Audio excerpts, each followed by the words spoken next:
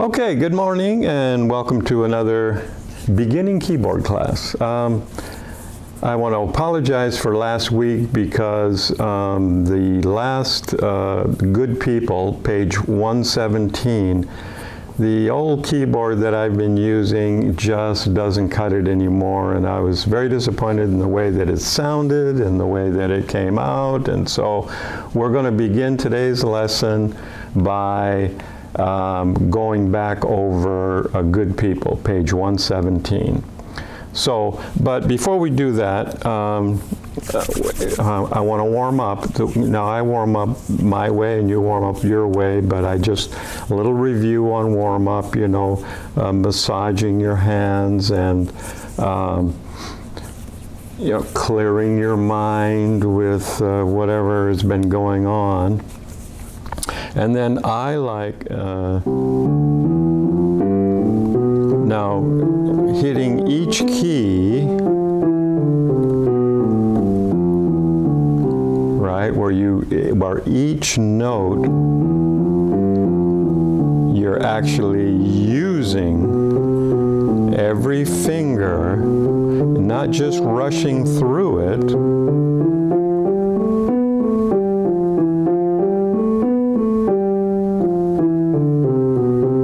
Because what you're doing is you're warming up, right? So you do that with your left hand,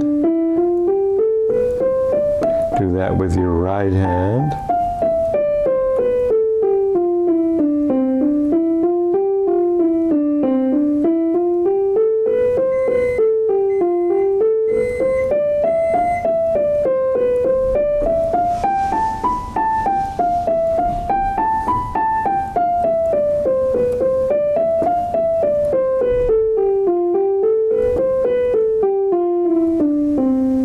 So that's a good way to start. That's the way I like to start. So,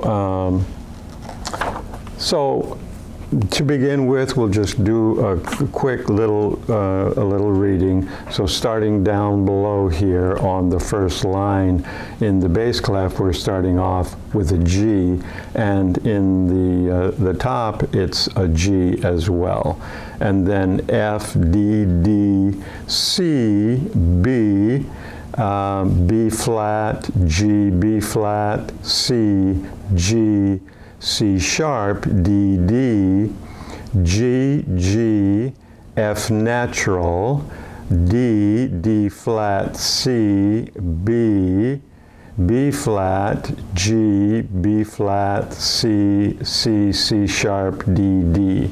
So just, that's, so that when you look at that first line in the treble clef, you're dealing with some really interesting fingering, and that's what the challenge was with that old keyboard that I had. And that's one of the things I want to talk about too before we get going, and that is the difference between a quality instrument, and you don't have to pay thousands of dollars. This particular keyboard, I've talked about it before, I've normally really liked the Yamaha, but this Casio, which is a full keyboard, I mean, it's heavy. Wagging it around is not easy, but it's so important to be able to get the right feel and the right touch. So the way that even the way that the keys feel, they don't have that quite such a plastic feel that a more inexpensive keyboard has. But the touch, so loud and soft, I mean, it's just, and so the fingering, which is so important to be able to move, and this particular piece, we're dealing with about 3 different octaves that we're stretching from one end to the other. And so to have, even if you're just playing for your own pleasure, the pleasure of playing a nice instrument, you know, it's like any tool, whether you're mowing the yard or whatever, the tools that you have to do a job makes all the difference in how challenging it is or how easy it goes. And so this is a CDP S100, and so, you know, it was 500, and I got it for 400, you know, plus tax. But, you know, a lot of these keyboards that you spend $150, $200 for, you know, they don't even have a, you know, it's just, and so, you know, for your own pleasure, if you have a keyboard and it's just a so-so keyboard and you can afford to get something better, I highly recommend it, because the joy of playing is just so much better. So anyway, I want to do a little counting. Now the bass clef, you know, we're 4/4 times, so it's just 1, 2, 3, 4, 1, 2, 3, and 4, and 1, 2, 3, 4, 1, and 2, and 3, and 4, and, right? But on the treble clef, it's 1, and 2, and 3, and 4, and 1, and 2, and rest, and 4, and 1, and 2, and 3, and 4, and 1, and then rest. So it's pretty much that way through. And so, and then the fingering, so you've got, so here's middle C, and you've got a G, which is way down here. So this is middle C, and then you've got the G way up here. So that's your spread, is all that distance, and that's too is part of the challenge. So looking at the treble clef in particular, so if you've got a G and then an F natural and then a D, oh, whoops, excuse me. So now here's the other thing, it's the fingering. So you've got a G, and then with your fourth finger, you're going to do the F natural. And then your D is with the third finger, and then right next to it is a D flat. And then with your thumb, your number 1, is your C. With your five finger, it's G with the 5, and then your forefinger, it's F natural. Then with your third finger, see, you're stretching all the way from F to D with your third finger, and you're doing it with your third finger because your D flat with your second and your 1 on C.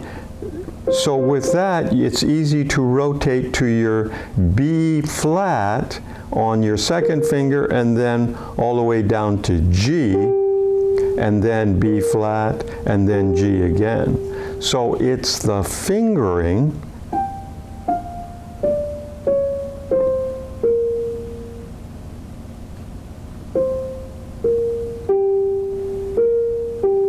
and then there's the 1 and 2 and 3 and, right? 1 and 2 and 3 and 3 and.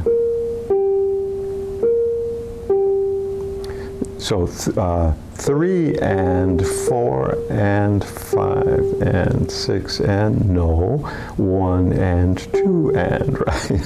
So, okay. So, so that is one of the real challenges, is the fingering.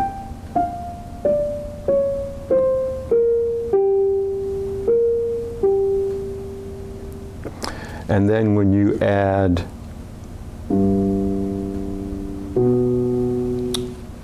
okay, so here in the bass, you're going 5 on the G, but then 4, your forefinger for the B, and then 3 for the C, and then you've got a C sharp, D, and then back to G.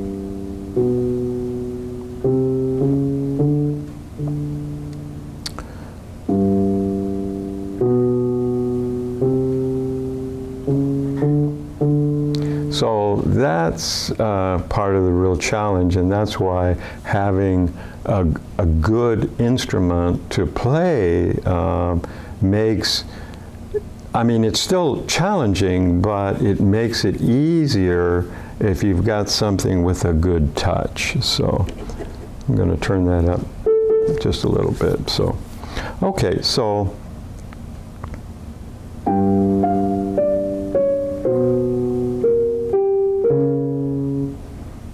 oh, wait a minute, excuse me. Okay.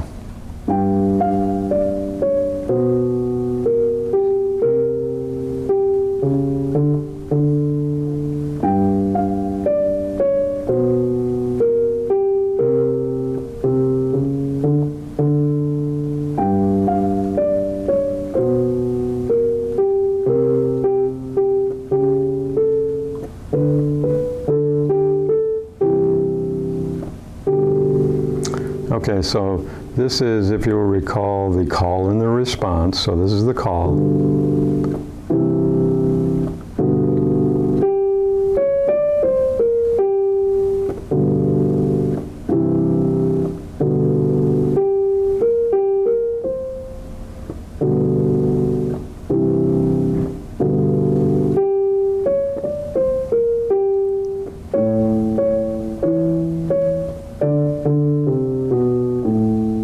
So then back to the G's.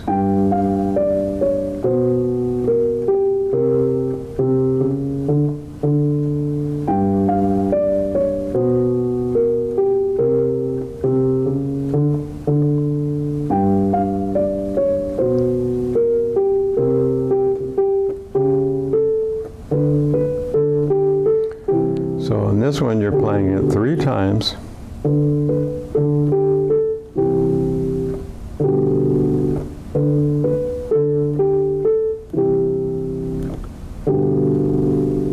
Okay, so that's what I wanted to do last week. So anyway, things don't always go according to plan.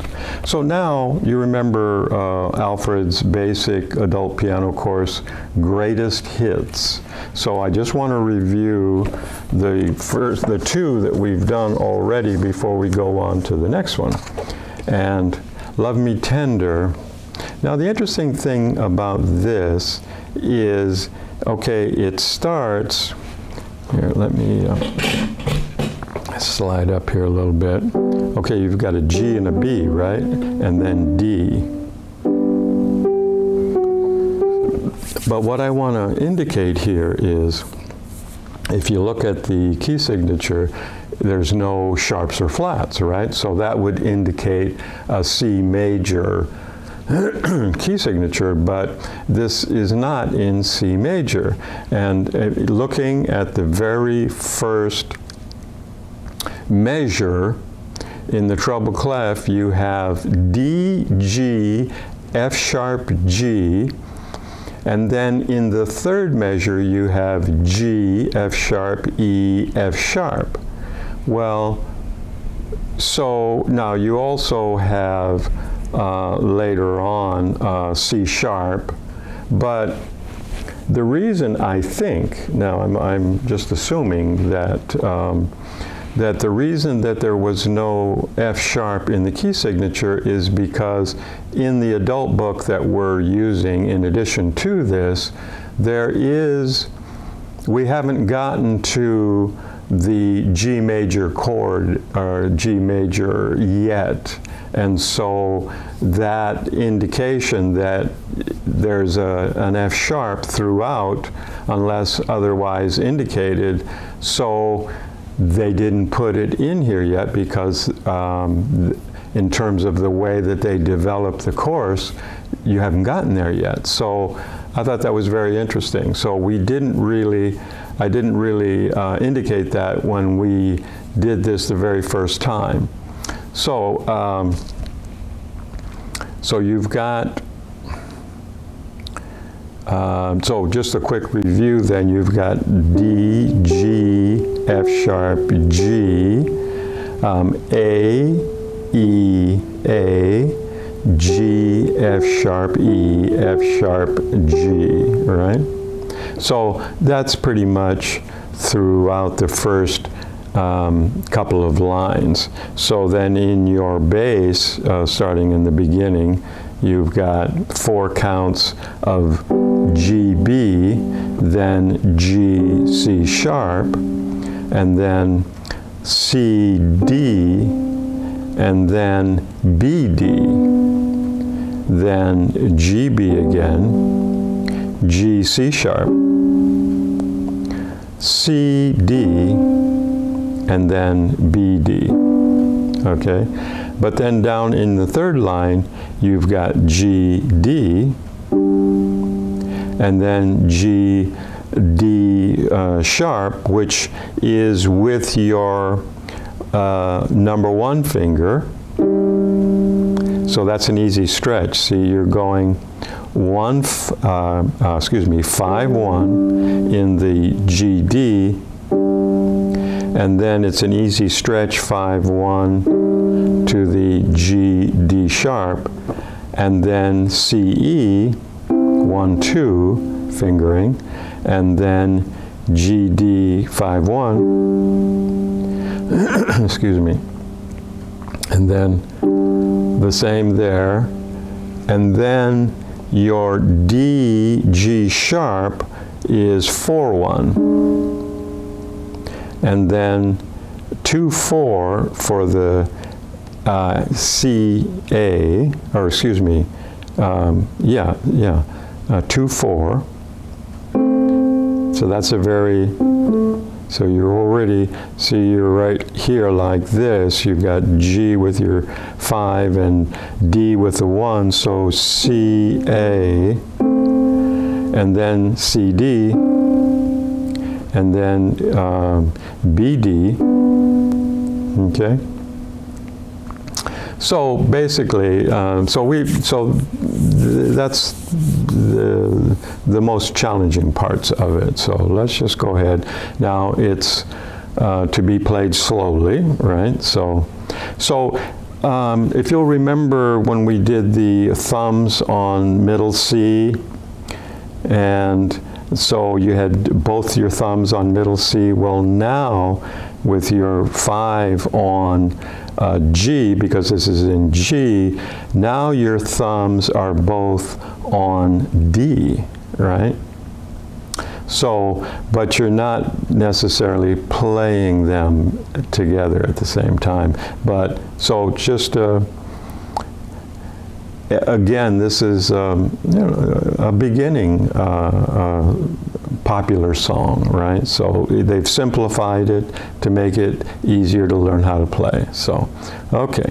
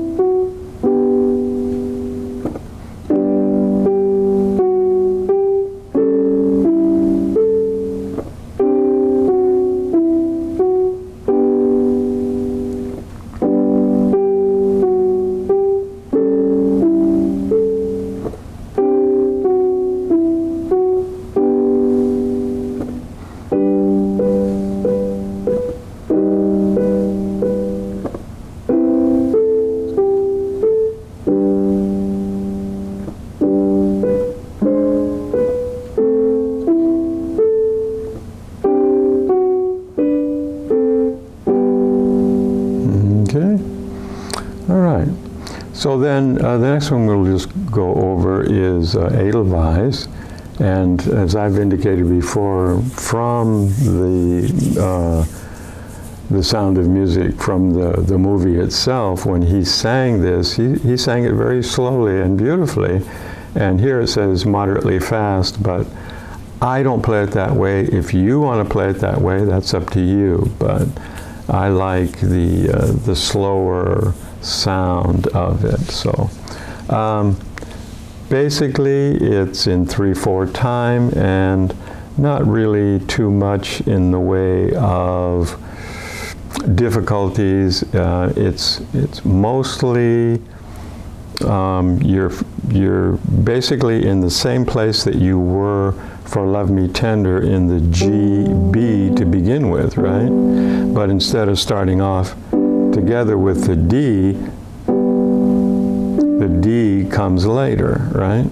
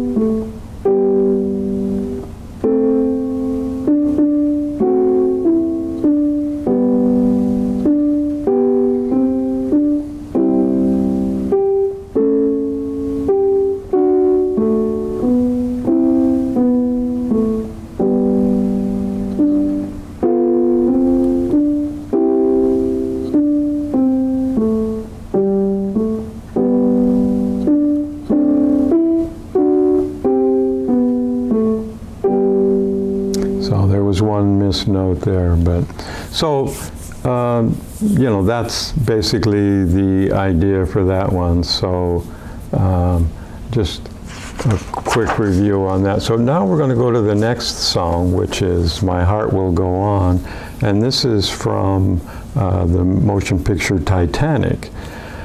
I saw that many years ago, but I don't particularly remember this song, but moderately slow, and as you can see, it's mostly quarter notes and half notes until you get to the second page where there's a couple of eighth notes here and there, but for the most part, so the counting is, you look, most of it is on the first page is the bass, so it's just 1, 2, 3, 4, 1, 2, 3, 4, 1, 2, 3, rest 4, 1, 2, 3, 4, 1, 2, 3, 4, 1, 2, 3, 4, 1, 2, 3. Now this one you're holding for 8 counts, right? 1, 2, 3, 4, 1, 2, 3, 4. So basically there. And then on the second page, when you get down to the second line, you've got 1, and, so 1 and 2, 1 and 2 and 3 and 4 and 1 and 2 and 3 and 4 and 1 and 2 and 3 and 4 and, okay? So basically, then you're starting off, so this is, on your left hand, you got your number 1 finger for the C, and then, so now both your thumbs are on middle C again, right? So, and then up above in the, in the treble clef, your third finger is on E, so it's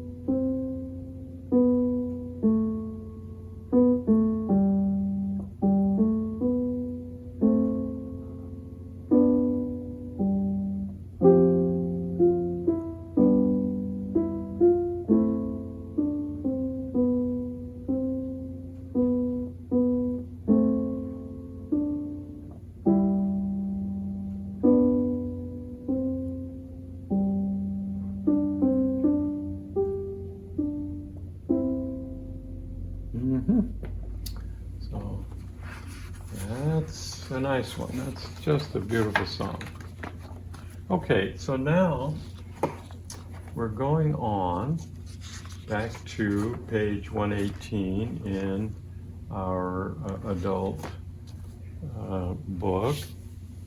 And now we're dealing with F major scale. And so the fingering for the left hand and the right hand are a little bit different. So you've got middle C up here, and then you've got the C here, but your F is down here in the left hand. So you've got F, G, A, and then your B flat. So once again, your major scales are made up of two tetrachords joined by a whole step. And the tetrachord, once again, is in alphabetical order: whole step, half step. Whole step is the joining whole step, and then whole step, half step. So if you look at F to G is a whole step, G to A is a whole step, A to B flat is a half step, and then joined by a whole step, B flat to C, and then C to D is a whole step, D to E is a whole step, and then E to F is a half step. So there's your F major scale with one B flat, okay? So it's from F, G, A, B flat, C, D, E, F, E, D, C, B flat, A, G, F, okay? So you're using all 5 fingers, right?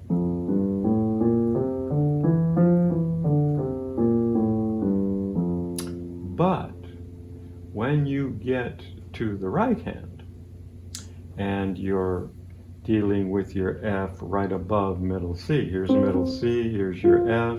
You've got F, G, A. Your B flat is with your 4th finger, and then you're sliding under to C with your 1st, 2nd, 3rd, 4th. Okay, so you're just using 4 fingers on the right hand. So F, E, D, C, and then the B flat with your 4th finger, A, G, F. So if you look at the bottom of the page where it says, practice your F major scale several times daily, begin slowly and gradually increase speed, play only with hands separate. And that's because your fingering is so different. So, okay. So we have 2 new elements here. Your 8th rest, which if you see in the bass clef, in your very first measure, you have your 8th rest, okay? And then you've got also an accent sign, which you'll see at the end of the first line, both in the A above and in the F below, okay? So those accents, and then in the 3rd line, you'll see on the treble clef, first 2 measures, you've got the accents. Down below your 4th line, same thing. So a little bit different, a little added element, okay? So if you look at the bass clef, you've got C, F, and then you've got, so that's with 1, 5, and then 1, 2 is B flat, D. And then you go from C, B flat, A, G, F, okay? Now your little finger is on F, so then you've got a quarter rest, and then you go F, C, 1, 5 again. So you're right there at 1, 5, then B flat, D, and then C, B flat, A, G, F, okay? And there it is again, C, F. F, C, however you want to look at it.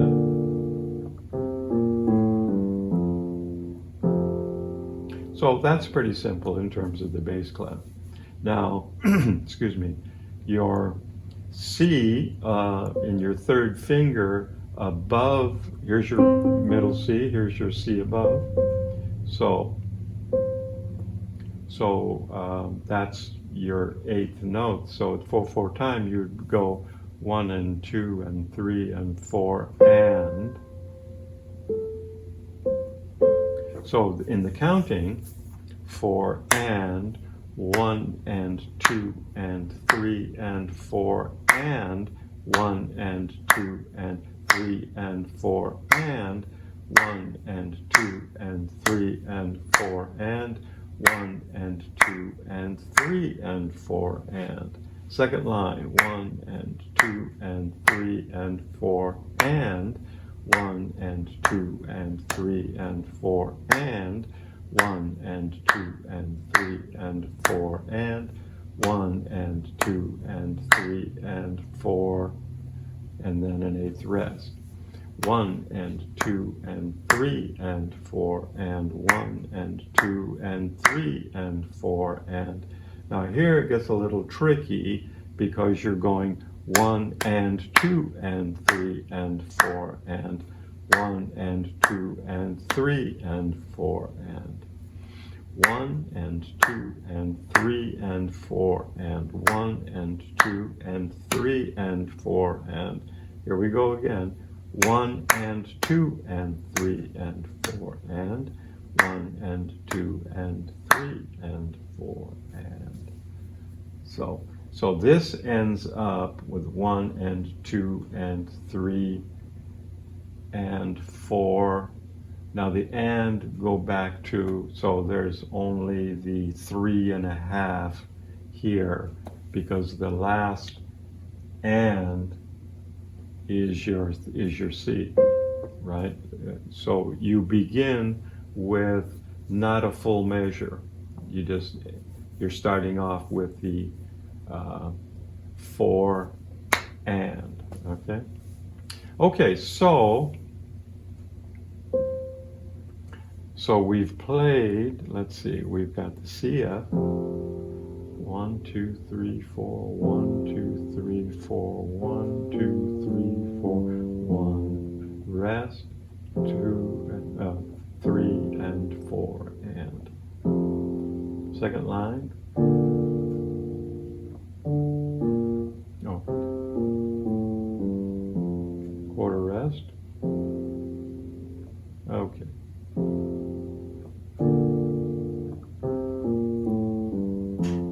Quarter rest. Okay, so that's going there. And then up here in the treble,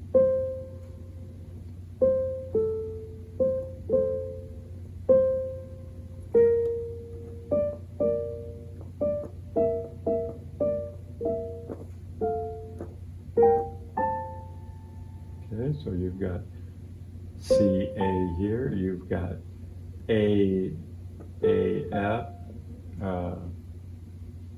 C, A, F, B flat, G, and then C, A, okay?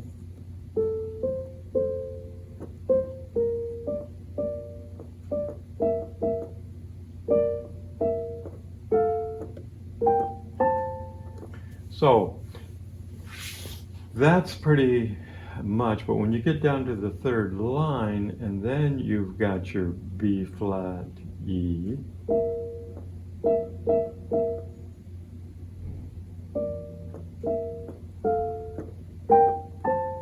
okay, so it's a little tricky, but it takes, just like anything, it takes practice. So we've got the CF here, so.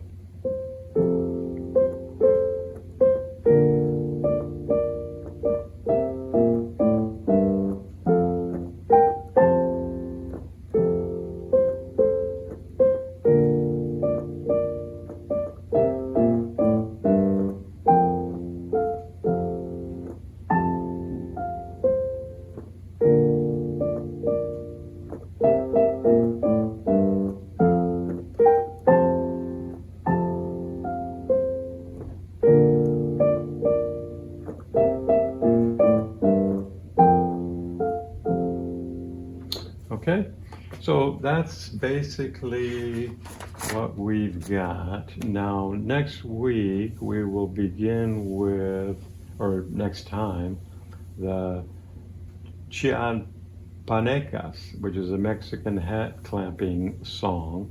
And I'm just going to play a couple of measures here so it'll give you an idea of what it sounds like.